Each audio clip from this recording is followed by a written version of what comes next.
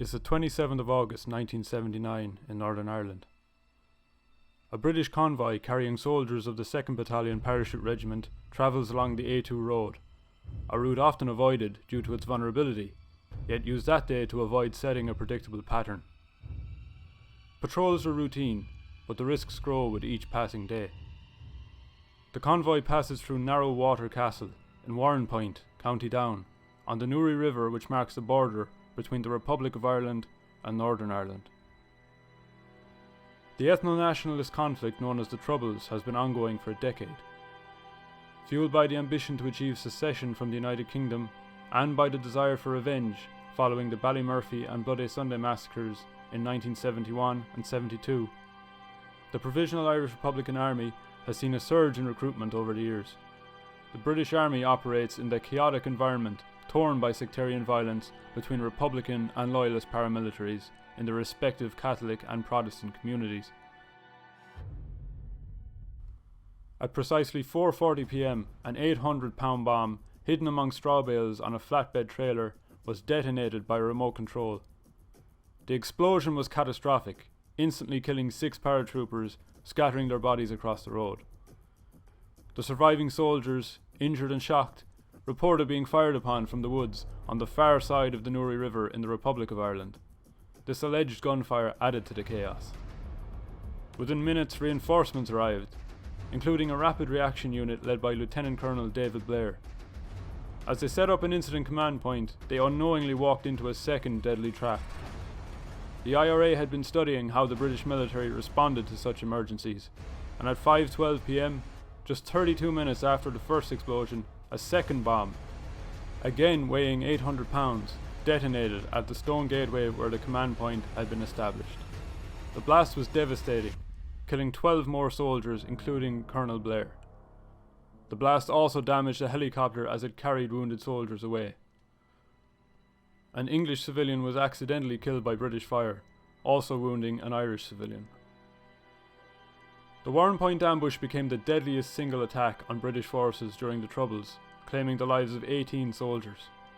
This attack sent shockwaves through the British Army and deepened the rift between the military and local security forces. It also marked a significant moment in the IRA's campaign, viewed as one of their most successful and well-planned operations. But the nightmare for the British establishment did not end there.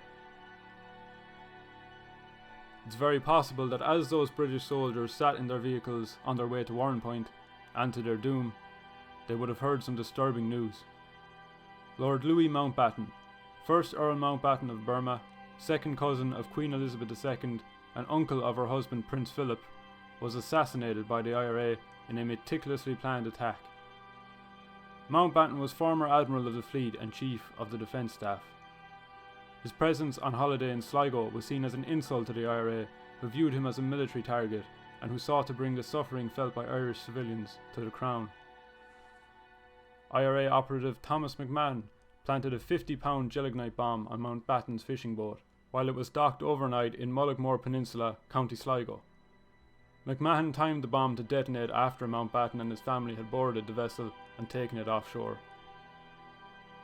Shortly after setting out to sea, the bomb was remotely detonated, killing Mountbatten. His 14-year-old grandson Nicholas Knatchbull and a 15-year-old crew member Paul Maxwell lost their lives in the blast. The boat was obliterated. 4 others on board were seriously injured in the explosion. Mountbatten's daughter Patricia, her husband John, their son Timothy, and John's mother Doreen all sustained grave injuries. Doreen succumbed to her injuries the following day. Thomas McMahon, the IRA volunteer responsible for planting the bomb, was arrested just hours before the explosion. He was charged with the attack and sentenced to life imprisonment, released in 1998 as part of the Good Friday Agreement. The attacks of that day shocked the world and drew condemnation from international leaders, including UK Prime Minister Margaret Thatcher and Irish Taoiseach Jack Lynch. It had become one of the bloodiest days in the history of the Troubles, and certainly the worst for the British forces, and undoubtedly for the British royal family during that conflict.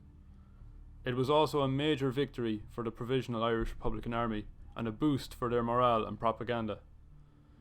A popular phrase in graffiti encapsulated the sentiment: 13 gone and not forgotten, we got 18 and Mountbatten, referring to the Bloody Sunday massacre in January 1972, when 13 civilians were killed by British forces. But the attacks in Sligo and in Warrenpoint also saw the deaths of a number of innocent victims, both Irish and British. This was an unfortunate and tragic reflection of the wider conflict, which saw the lives of too many innocent victims cut short on both sides. It became clear on this day that the conflict was ever unpredictable and constantly escalating in an increasingly deadly manner.